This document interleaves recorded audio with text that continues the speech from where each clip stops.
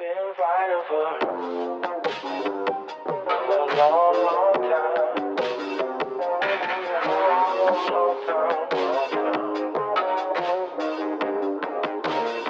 I've been fighting for a long time.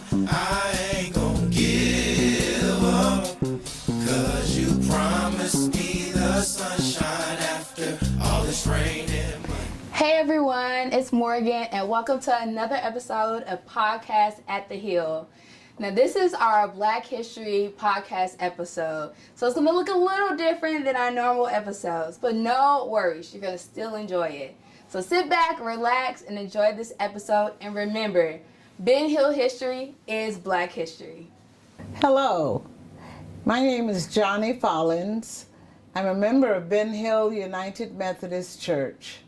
And I'm so thankful to be able to talk with you, especially about me and my church and my family and this wonderful community in Atlanta.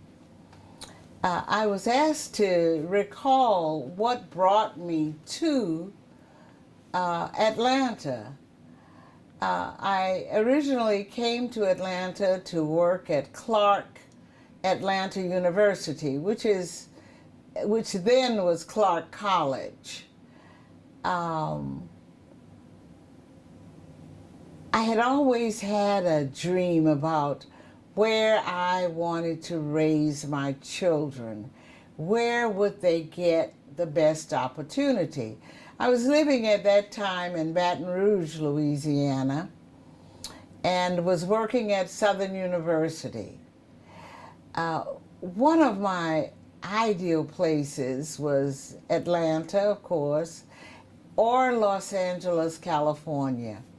And then by intervention of the Holy Spirit, I had an opportunity to move to Atlanta and to work at Clark College, a United Methodist college.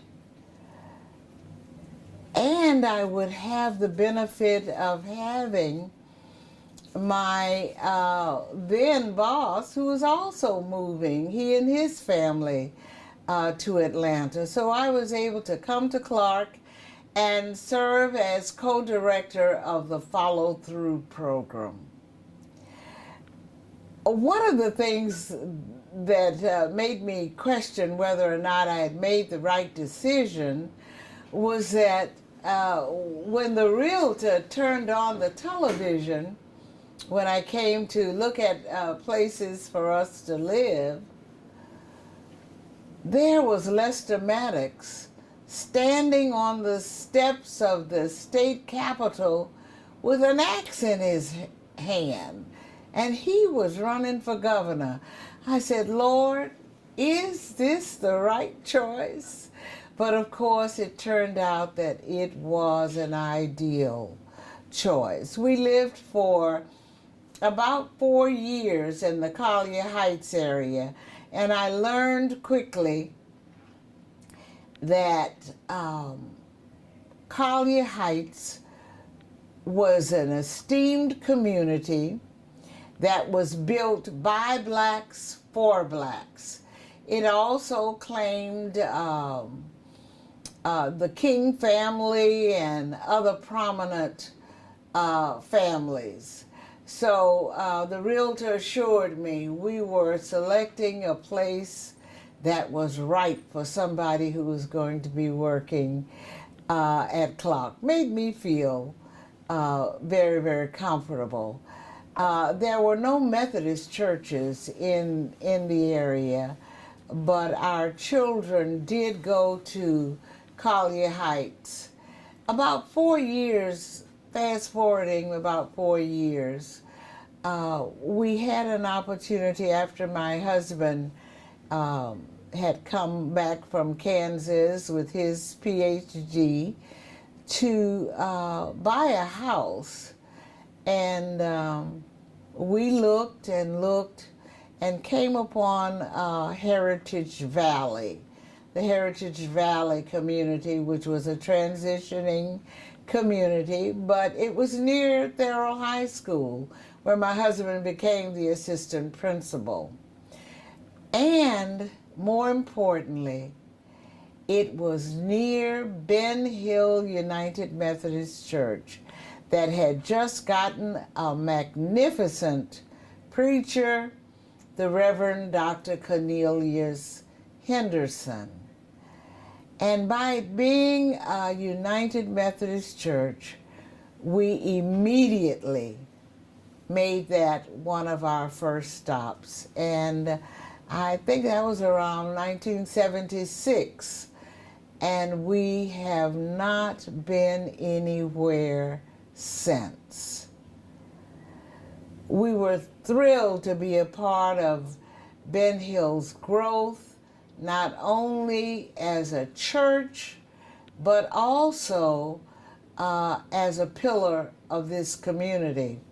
I think when Ben Hill started, they said they had about 300 members who still were here, and then it grew to, at one time, about 8,000, the fastest growing Methodist church in Methodom, anywhere.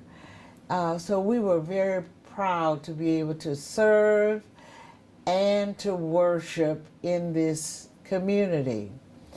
I'm recalling in 1982, I was selected to be in the class of Leadership Atlanta. Also during that time, Mel Dryden, who was a member here, and her husband, Colonel Chuck Dryden, who, by the way, was a Tuskegee Airman. Mel and I served on the board of the YWCA of Greater Atlanta. Great privilege, great privilege. And I served as treasurer of that board. And through that connection, I was selected to serve in Leadership Atlanta, a monumental move in a southern city. Ivan Allen and Sam Massell and others pulled together African Americans and whites who were major forces in their community to come together, to work together for what would be a greater Atlanta. Now, I thought I was doing something wonderful.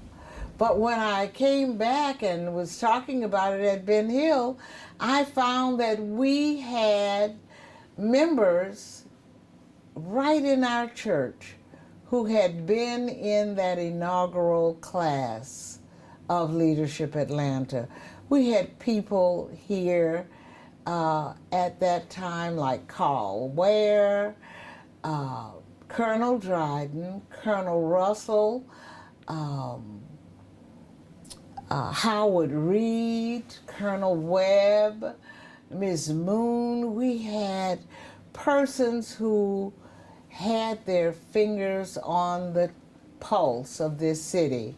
We were also fortunate to have Dr. Elias Blake, who became a president at Clark, and Dr. Winfred Harris, who, by the way, his son, Keith Harris, and his family are serving greatly at this church. So Ben Hill for us became a place where not only we could serve as adults, but our children could serve as well.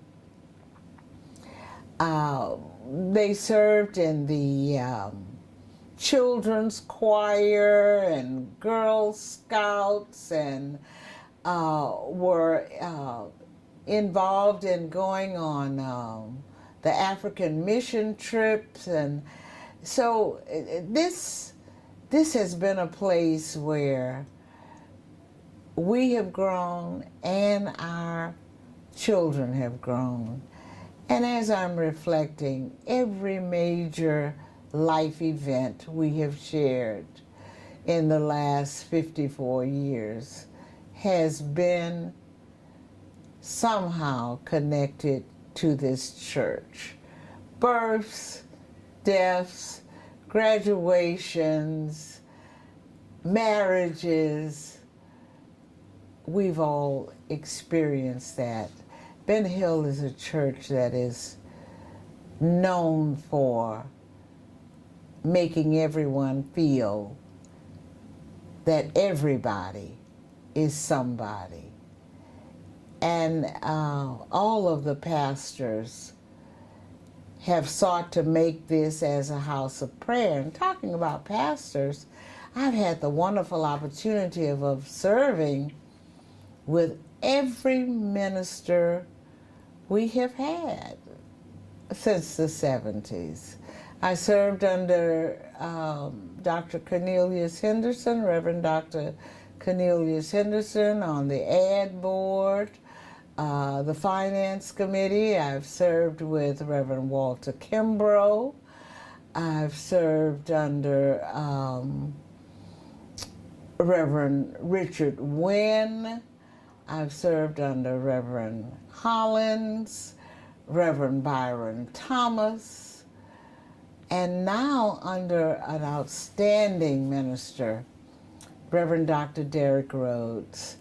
So my growth in leadership, my spiritual growth, has been guided by a plethora of outstanding Methodist ministers.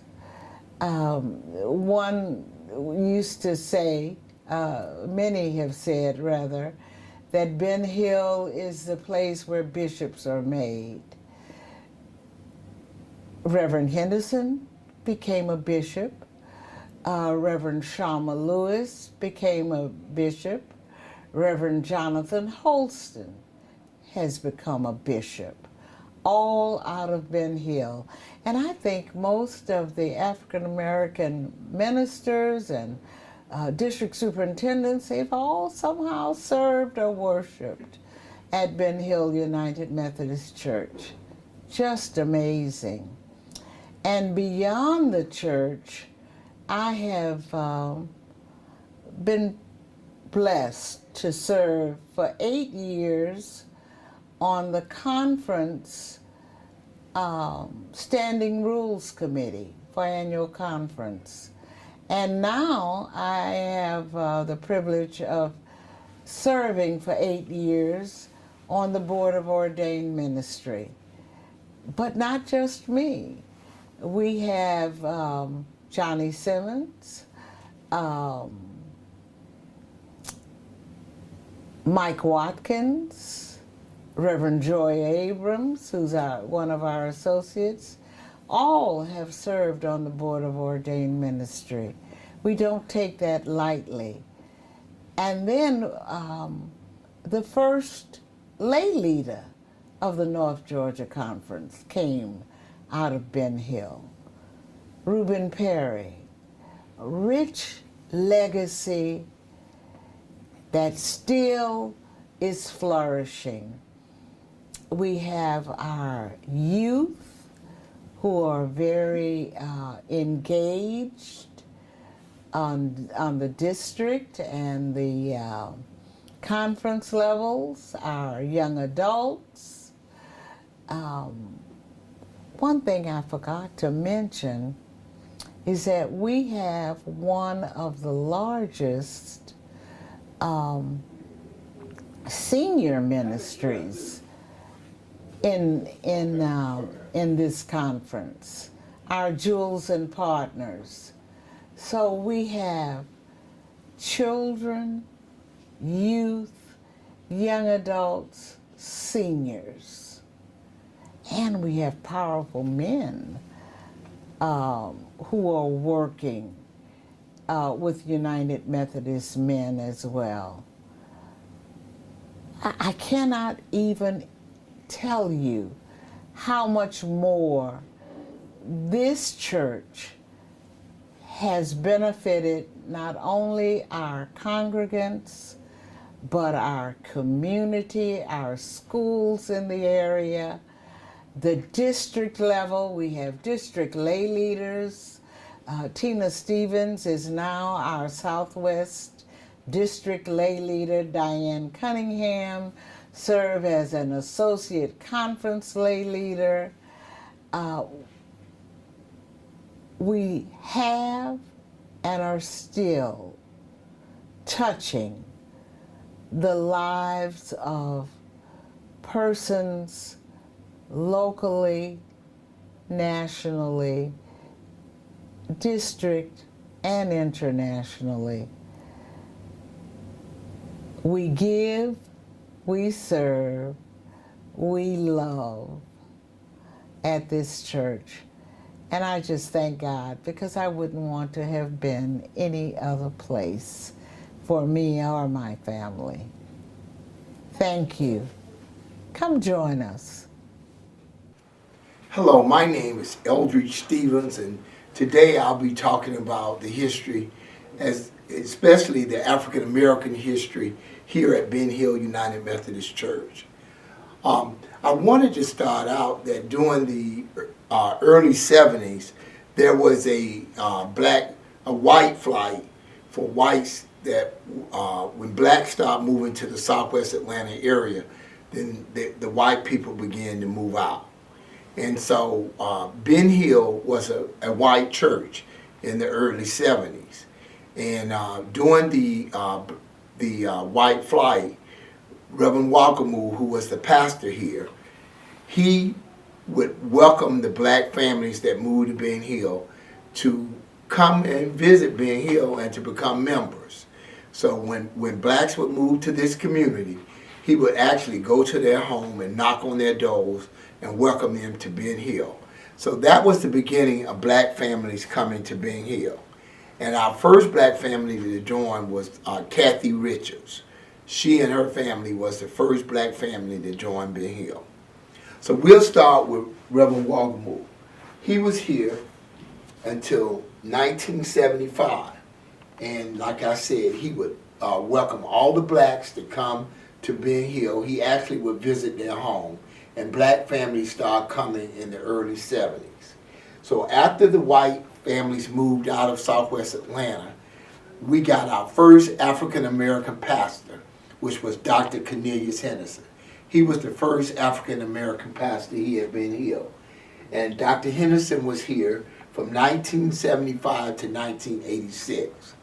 During Dr. Henderson's administration, we began a great growth in this church.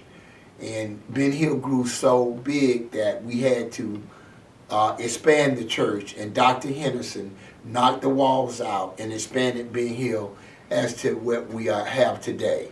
So that was his vision, to make the church larger so that we could accommodate more people. So after Dr. Henderson left, we got Reverend Kimbrough. From Reverend Kimbrough, we went to Reverend Hollins. From Reverend Hollins, we went to Reverend Wynn. From Reverend Wynn, we went to Dr. Byron Thomas. And currently our pastor, Dr. Derrick Rose, came in 2021. So Ben Hill has a very, very rich history in the community. We do a lot of ministry here at Ben Hill. And one of the things that I love about this church, we're very, very active in ministry and in the community. So some of the projects that we have, and you can see all our ministries that we have a food bank that we feed every Saturday to persons in need of food. And that's one of our major projects that we do in the community. We also have a mission ministry where we do mission trips. And for the last 10 or 12 years, I've been working with missions. We did 11 mission trips to Haiti during my administration, and we served over 10,000 children in Haiti.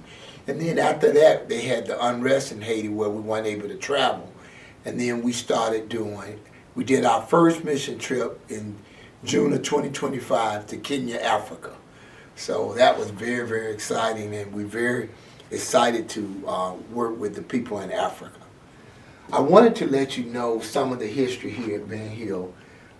We have, like I say, we got social concerns ministry, that work in the community in reference to legal ministries, you know, the concerns of the community and the church.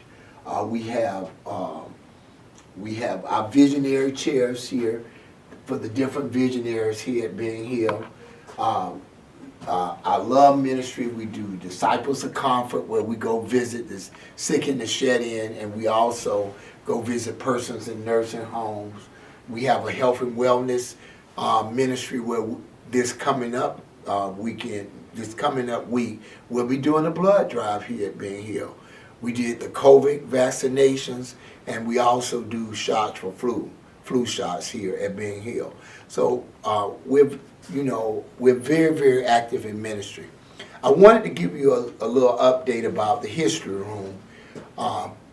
Each year we have a church historian, and our current church historian is Miss Mary Forbes. And so her job is to continue the history, the great history we have here at Ben Hill. Good afternoon, family and friends. My name is Johnny Simmons. I joined Ben Hill United Methodist Church in January of 1976. But let me tell you a little bit about my journey to Ben Hill. It really began where I was born in Alexandria, Louisiana. When I grew up in Alexandria, it was at a very interesting time in civil rights. At that point in time, there were actually water fountains that were marked for colored people, and we were not able to actually eat at restaurants in downtown Alexandria, small city of about 35,000 people. When I got to high school, around the 10th or 11th grade, I started hearing not only about Atlanta being a mecca for black people, but I had several classmates who went to Morehouse. Well, actually people ahead of me who attended Morehouse College in Atlanta. And that gave me a spark to want to come to Atlanta, Georgia and attend Morehouse College, which I did in 1966. While at Morehouse, I had some very interesting experiences. First of all, that December of 1966, I got a chance to hear Dr. Martin Luther King, who came to Morehouse to speak at that point in time. Later on, I heard from Howard Thurman, one of the greatest scholars of our time, along with, of course, our then president, Benjamin E. Mays. And so there were so many things that actually made me happy about coming to Atlanta, Georgia, and finding a city that was actually being governed by black people and who had businesses and had reached great success. So I knew I had made the right decision in coming to Atlanta, Georgia.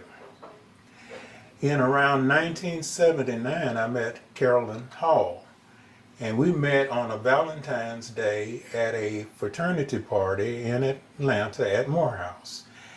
And we have been together ever since. And so in 1970, after graduation, we married, or actually the week after graduation, we married, and we've been, hand in glove ever since. Growing up in Alexandria, I grew up Baptist. And in our family, you went to church, or at least we were taken to church almost 5 days a week, quite frankly. If there was a function going on in church, we attended, whether it was Bible studies, Baptist Training Union, the BTU for the kids, or whatever happened, I went to church. When I got grown, I said, you know what, I've had enough church and I'm going to leave that alone. So when Carolyn and I got married, I told her I was not a church person. But unlike me, she very much was. She grew up AME, and she continued to look around Atlanta and visit churches on a regular basis while I kind of slept in most of the time. Then around 1972, we had a son named Jonathan, and we started to look at child care. When Jonathan became 2 years old, we heard about this preschool academy that had a reputation for doing great things by educating children. So we thought we needed to take advantage of it, and it turned out that it was Ben Hill Preschool Academy. So we joined the Ben Hill Preschool Academy in the fall of 1974. At that time, Ben Hill was still a predominantly white church with a pastor by the name of Paul Wogemuth. Now, Paul Wogemuth was one of those unique pastors who went around the neighborhood as people moved in and invited them to Ben Hill. So he was very much instrumental in getting black people to join Ben Hill and attend Ben Hill. Although I still was not sold on the idea of going to church. So Carolyn continued to visit other churches, and by the way, she grew up AME and I was Baptist. So around 1975, we heard that Ben Hill was getting a black pastor. His name was Cornelius Linton Henderson. And we thought, well, it might be worth visiting that following January, which we did. And I was so impressed with the way he handled that service. I was impressed with the children's choir, the children's ministry. They called children up to the front of the church, and he had a sermon specifically prepared for children, which I had never seen and had never heard. And then during the recognition of visitors, he had people in the church walk around and shake your hand and greet you, which is one of the most warmest experience I've had in many, many years. So at that point in time, at that moment, I knew that I needed to go back to church and that Ben Hill was the place where we needed to be. So I looked at Carolyn and asked her if she was ready to go down in front and join the church. She agreed, and we walked down and gave Ben Hill our membership and shook the Reverend Cornelius Henderson's hand. At that point, Reverend Henderson was counting the number of people who joined the church. That was under him. I think when he was assigned to Ben Hill, the membership was 300. So he started counting each person that joined under him. Carolyn and I believe, were around the 75th or 76th people who joined under Reverend Henderson, and we've been here ever since. We joined on a Sunday, and that Wednesday we joined the Sanctuary Choir, where we have sang ever since joining in 1976. Also, shortly after joining the Sanctuary Choir, I was elected the president of the Sanctuary Choir, which I thought was very interesting for a new member and a 21 size singing organization. I served as the president of the Sanctuary Choir for almost 7 years. During the time I served as president of the Sanctuary Choir, our director at that time, Sharon Willis, had the idea of creating a bell choir. And she thought that the Sanctuary Choir would be the appropriate choir to go ahead and fund it and get it started. So we started having concerts around the country. We went to Jamaica and many other places singing and collecting offerings that we used to pay for bells, which did eventually create the bell choir. Also, after 2 years as a member of Ben Hill, the church council created something called the co-chairs of choir ministry. And I was elected by the church council, and it was called Council on Ministry at that time, by the way. And I was elected as one of the co-chairs. So that was my second office at Ben Hill. So I served in that position for several years. During that time, we created the choir council. We found out ways to buy new robes for the choir. We came up with guidelines for choirs and so forth. So it was a fairly productive time. This was all during the administration of Cornelius Henderson, Reverend Cornelius Henderson, who eventually became a bishop. By the time Reverend Henderson left Ben Hill, after I think roughly 7 years, we had a membership of 3,000. Ben Hill was considered at that point in time the largest United Methodist Church in the United States. We had members who came from as far away as 50 miles in order to come to Ben Hill on Sundays, and it was usually standing room only. We had chairs in the aisles, we had seating downstairs in the fellowship hall, and we had to talk back and forth. Sometimes Reverend Henderson would holler, "Is anybody downstairs?" And you could hear the reverberations from the fellowship hall as people hollered back. So it was wall-to-wall people at Ben Hill at that point in time. Reverend Henderson left, and then Reverend Kimbrough came on board. Ben Hill continued to grow under Reverend Kimbrough. We went from about roughly 3,500 members to actually almost 10,000 members. It was a monumental task to grow congregations like that, but we also grew choirs and everything else. Reverend Henderson created the Majestic Choir. At that time, they were originally called the Gospel Choir before they changed the name to the Majestic Choir. He added a children's choir. He added the youth choir. We had an agape choir. He added a men's choir. So there was just so much growth and opportunity, in addition to having 3 services. Can you imagine that? 3 services. We had I believe the first service started around 7 o'clock. The next one started around 9:15 or 9:30. And then the last service started somewhere around 11 o'clock. And all 3 services were packed. So that's part of what happened at Ben Hill. In terms of my serving Ben Hill, actually after serving as the president of the Sanctuary Choir and the chair of the choir council, the next position I served, I believe, was actually the vice president of the Council on Ministries. So I served in that position for several years. Also, when Reverend Hollins came to Ben Hill, I served as his SPRC chair for 3 years, and in addition to that, I was elected vice president of the United Methodist Men.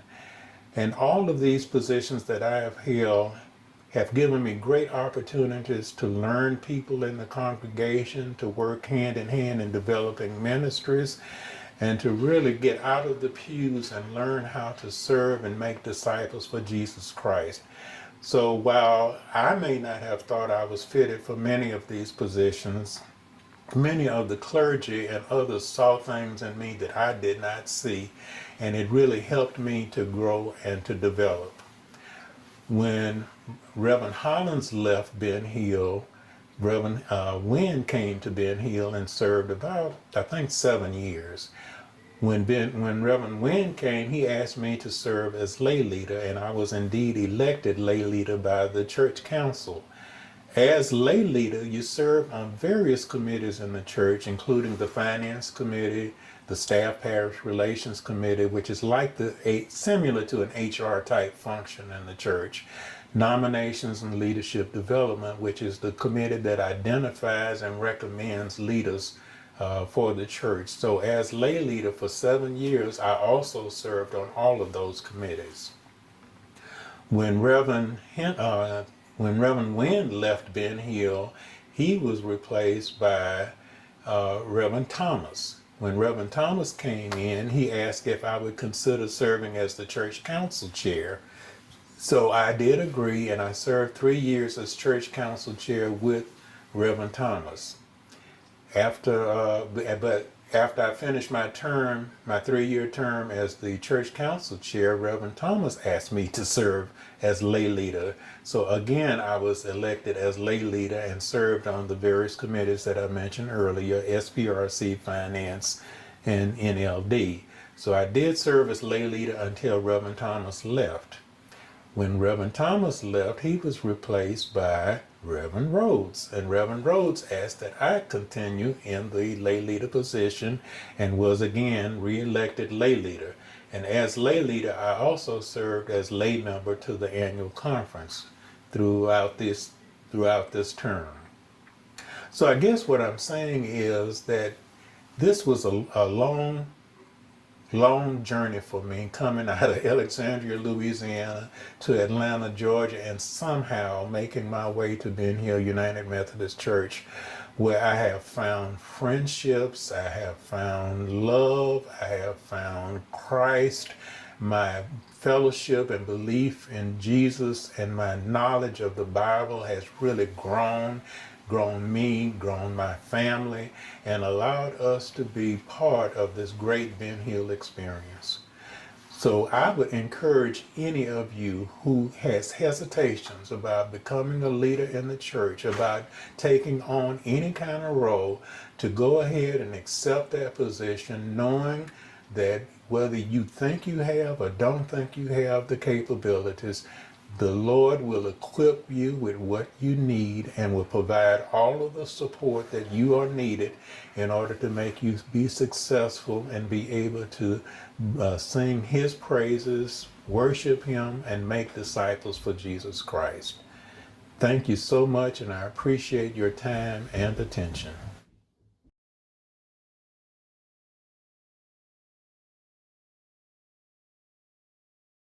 I've been fighting for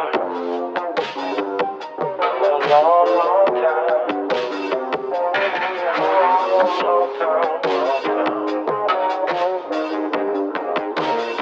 I've been fighting for a long time. I ain't gonna give up, 'cause you promised me the sunshine after all this rain and mud. I've been fighting for a long time.